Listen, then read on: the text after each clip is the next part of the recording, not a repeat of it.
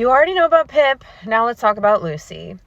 When I met my abuser, I already had a dog. She was a super sweet, adorable miniature schnauzer. She was very old, but still had a lot of life left in her. I didn't really think about it at the time, but when we moved in with my abuser, Lucy started to hide a lot more. She was a rescue, so she's always been scared of everything, so I didn't really think too much into it, and also she was getting older, but she would just stay in her crate. Her crate was in the bedroom on my side of the bed, and she would spend all her time in the crate.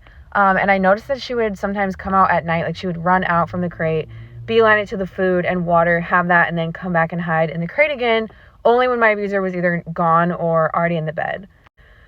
I didn't really put it together until afterwards when the person who saved my dogs, thankfully, had both of my dogs. She was like, yeah, Lucy's just out. She's happy. She's up on the furniture with the other dogs.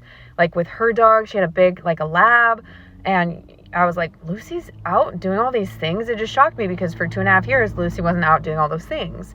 And then we got Lucy and Pip back, and Lucy was just walking around the house, looking around, exploring, wanting to be in on the action, doing everything, still a scared little old lady, but just not hiding all the time.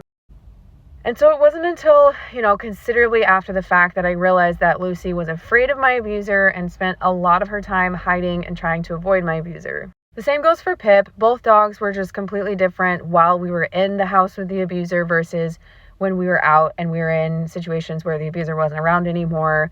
Unfortunately, when it comes to abuse, everyone in the household is affected. Dogs, cats, kids, adults, plants, I don't care, you name it. Everyone is affected, and everyone is going to be completely different while they're in that environment versus when they are hopefully finally able to be free and safe and be themselves again.